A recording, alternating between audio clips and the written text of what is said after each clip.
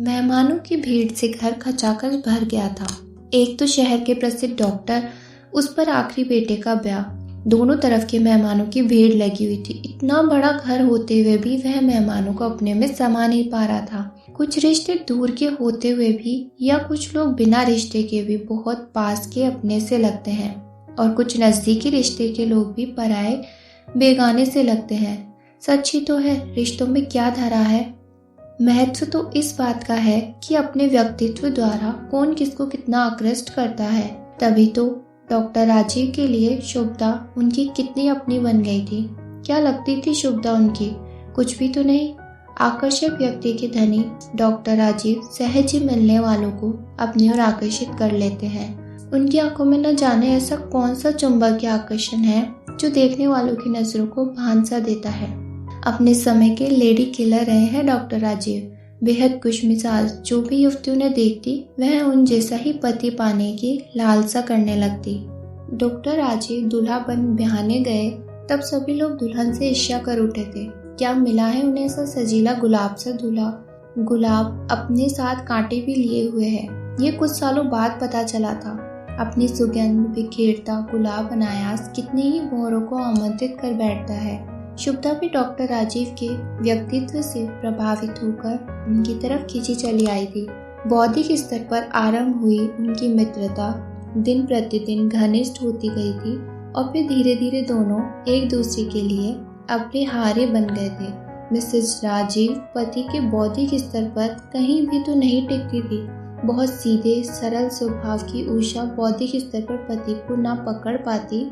यूं उनका गठा बदन, उम्र को जटिलता, गौरवपूर्ण उज्जवल ललाट पर सिंदूरी गोल बड़ी बिंदी की दीप्ति ने बड़ी अवस्था की पदपाच को भी अनसुना कर दिया था।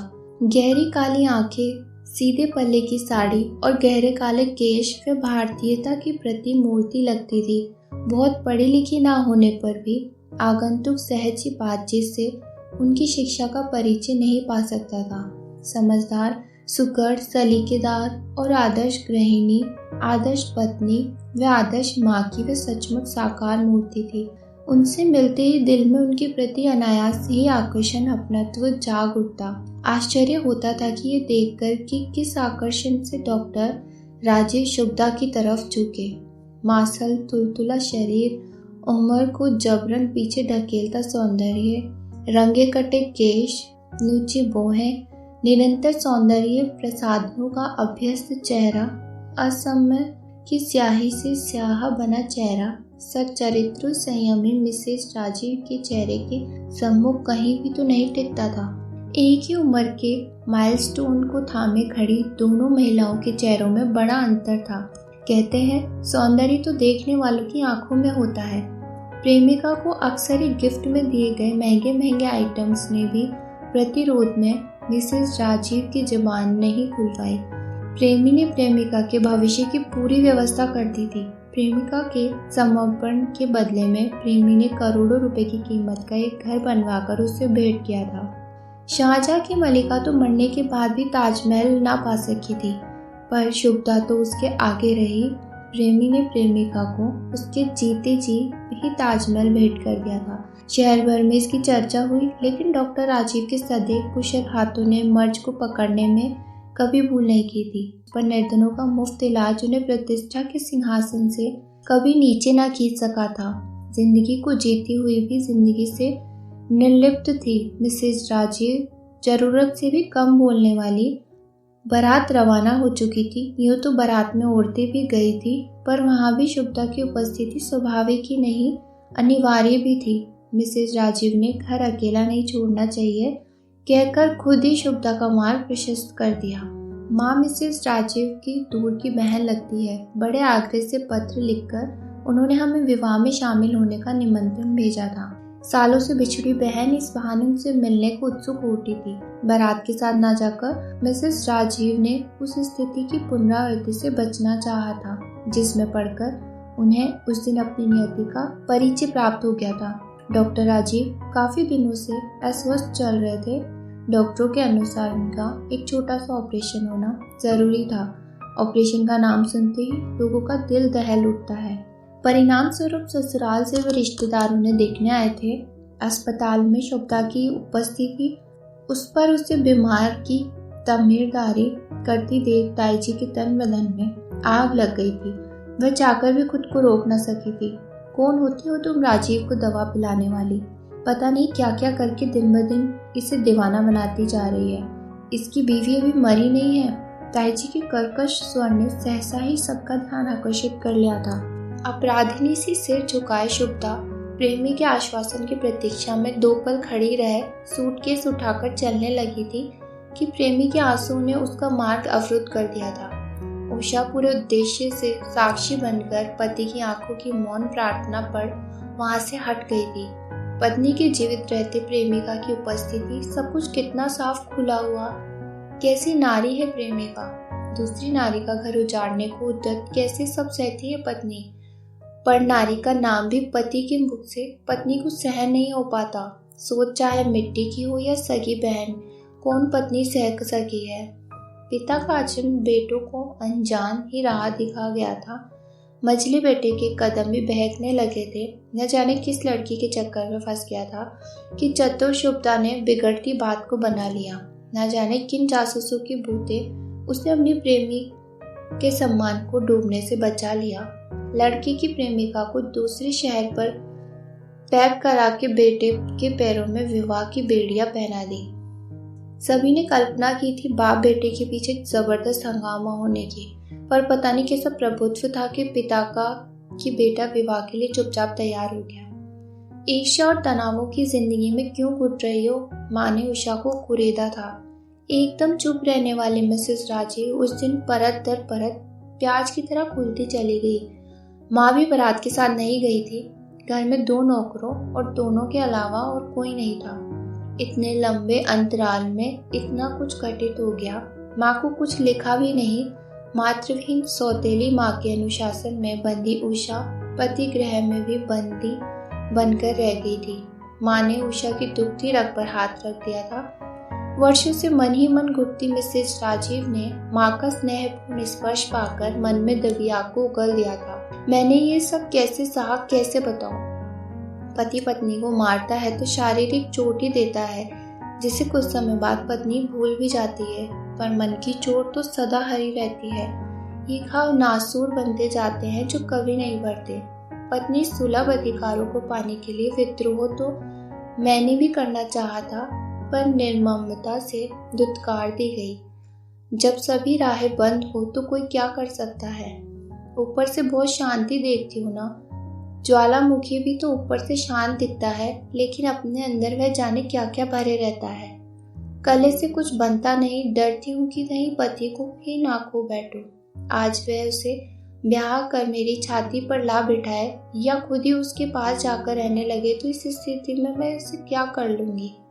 अब तो उस स्थिति में पहुंच गई हूँ जहाँ मुझे कुछ भी खटकना नहीं। अब तो इस स्थिति में पहुंच गई हूँ कि जहाँ मुझे कुछ भी खटकता नहीं। प्रतिदिन बस यही मनाया करती हूँ कि मुझे सब कुछ सहने की अपार शक्ति मिले। कुदरत ने जिन जिंदगी में सब कुछ दिया है, यह कांटा भी सही। नारी को जिंदगी में क्या चाहिए? एक घर, पति और बच्चे। मुझे भी ये सब कुछ मिला है।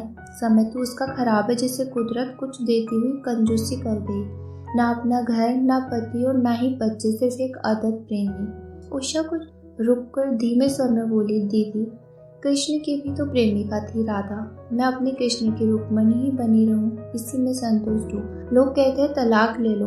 क्या ये इतना सहज है? पुरुष निर्मित समाज में सब नियम भी तो पुरुषों की सुविधा के लिए ही होते हैं। पति को सब कुछ मानो, उन्हें सम्मान दो। मायके से स्त्री की डोली उठती है तो पति के घर से अर्थी। हमारे संस्कार तो पति की मृत्यु के साथ ही सती होना सिखाते हैं। गिरते हुए घर को हथौड़े की चोट से गिराकर उस घर के लोगों को बेघर नहीं कर दिया जाता, बल्कि मरम्मत से उस घर की मजबूत बना उसमें रहने वालों को भटकने से बचा लिया जाता है। तनाव और घुटन से 2 ही स्थितियों में छुटकारा पाया जाता है। या तो उस स्थिति में अपने को अलग करो या उस स्थिति को अपने से काट कर। दोनों ही स्थितियां इतनी सहज नहीं। समाज द्वारा खींची गई लक्ष्मण रेखा को पार करना मेरे वश की बात ही नहीं। मिसेस राजीव के उत्तर उनकी समझदारी के परिचायक थे। कौन कहेगा वे कम पढ़ी लिखी है? शिक्षा की पहचान क्या डिग्रियां ही है? बारात वापस आ गई थी। घर में एक और नए सदस्य का आगमन हुआ था। बेटे की बहू वास्तव में बड़ी प्यारी लग रही थी। बहू के स्वागत में उषा के दिल की खुशी उमड़ पड़ रही थी। रस्म के मुताबिक द्वार पर ही बहू बेटे का स्वागत करना होता है। बहू बड़ों के चरण स्पर्श कर आशीर्वाद पाती है। सभी बड़ों के पैर जो आशीष द्वारा से अंदर आने को हुआ। किसी ने व्यंग से चुटकी ली, अरे भाई इनके भी तो पैर छुओ, ये भी घर की बड़ी है। शुभदा स्वयं हंसती हुई आकर खड़ी हो गई। आशीष के चेहरे की हर रस से गुस्से में तन गई। नया जवान खून कहीं स्थिति को अप्रिय ही न बना दे। बेटे के चेहरे के भाव पढ़ते हुए मिसेस राजीव ने आशीष के कंधों पर हाथ रखते हुए कहा, बेटा आगे बढ़कर चरण स्पर्श करो। काम की व्यस्तता व नई बहू के आगमन की खुशी में सभी ये बात भूल गए, पर आशीष के दिल में कांटा पड़ गया। माँ की रातों की नींद छीनने वाली इस नारी के प्रति उसके दिल में जरा भी स्थान नहीं था। शाम को घर में पार्टी थी।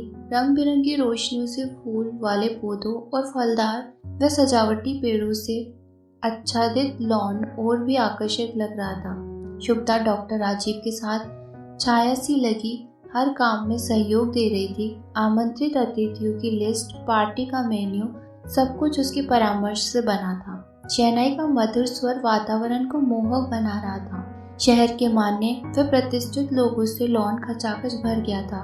नई नवेली बहू संगमरमर की तराशी मूर्ति सी आकर्षक लग रही थी। देखने वालों की नजरें उसके चेहरे से हटने का नाम ही नहीं लेती थी। एक स्वर से दूल्हा दुल्हन व पार्टी की प्रशंसा की जा रही थी। साथ ही दबे स्वरों में हर व्यक्ति शुभदा का भी जिक्र छेड़ बैठा। यही नहीं, शुभदा नीली शिफॉन की साड़ी में डॉक्टर राजीव के बगल में आकर खड़ी हुई। शुभदा को देखते किसी ने पूछा, डॉक्टर राजीव ने क्या देखा इनमें? मिसेस राजीव को देखो ना, इस उम्र में भी कितनी प्यारी लगती है। तुमने सुना नहीं, दिल लगा गति से तो परी क्या चीज। शुभदा ने शादी नहीं की। शादी की होती तो अपने पति के बगल में खड़ी होती। डॉक्टर राजीव के पास क्या कर रही होती? किसी ने चुटकी ली, मजे हैं डॉक्टर साहब के। घर में पत्नी का और बाहर प्रेमिका का सुख। घर के लोग चर्चा का विषय बने, अच्छा नहीं लगता। ऐसे ही एक दिन आशीष घर आकर माँ पर बिगड़ था। पिता के कारण ही उस दिन मित्रों ने उसका उपहास किया। माँ, तुम घर पर बैठी रहती हो, बाहर हमें जलील होना पड़ता है। तुम ये सब क्यों सहती हो? क्यों नहीं बगावत कर देती? सब कुछ जानते हुए भी लोग पूछते हैं शुभदा तुम्हारी बुआ है। मन करता है सबका मुंह नोच लूं, अपने पैरों पर खड़ा हो जाऊं तो मैं तुम्हें अपने साथ ले जाऊं। तुम यहाँ नहीं रहोगी। माँ निशब्द बैठी मन की पीड़ा अपनी बेबसी की आंखों की राह जाने दे रही थी। बच्चे दुख पाते हैं तो माँ पर उबल पड़ते हैं, पर वह किस पर उबले? नियति तो उसकी जिंदगी में पग पर मुंह चिढ़ा रही थी। बेटी साधना डिलीवरी के लिए आई हुई थी। उसके पति ने लेने आने को लिखा तो उसने घर में शुभदा की उपस्थिति को देख कुछ रुक कर आने के लिए लिख दिया था। ससुराल में मायका चर्चा का विषय बने, ये कोई लड़की नहीं चाहती। उसी स्थिति से बचने का वह हर प्रयत्न कर रही थी, पर इतनी लंबी अवधि के विरह से तपता पति और पत्नी को विदा कराने आ ही पहुंचा। शुभदा का स्थान घर में क्या है, यह उससे छिपा नहीं रह सकता।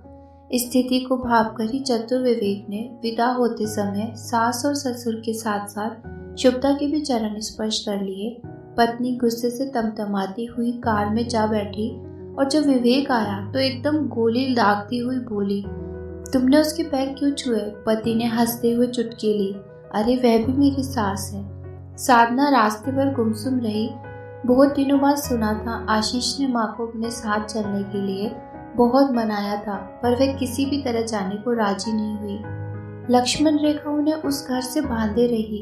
आंतरिक साहस के अभाव में मिसेज राजीव उसी घर से पति के साथ बंधी है। रात भर छटपटाती है, कुटती है, फिर भी प्रेमिका को सह रही है। सुबह शाम की 2 रोटियां और रात के आश्रय के लिए वह डरपोक है। समाज से डरती है, संस्कारों से डरती है, इसलिए उन्होंने जिंदगी से समझौता कर लिया है। सुना था इतनी असीम सहन शक्ति व धैर्य केवल पृथ्वी के पास ही है, पर मेरे सामने तो मिसेस राजीव असीम सहनशीलता का साक्षात प्रमाण है। तो दोस्तों, आपको ये कहानी कैसी लगी प्लीज़ कमेंट बॉक्स में बताइए और चैनल को लाइक, सब्सक्राइब एंड शेयर कीजिए। धन्यवाद।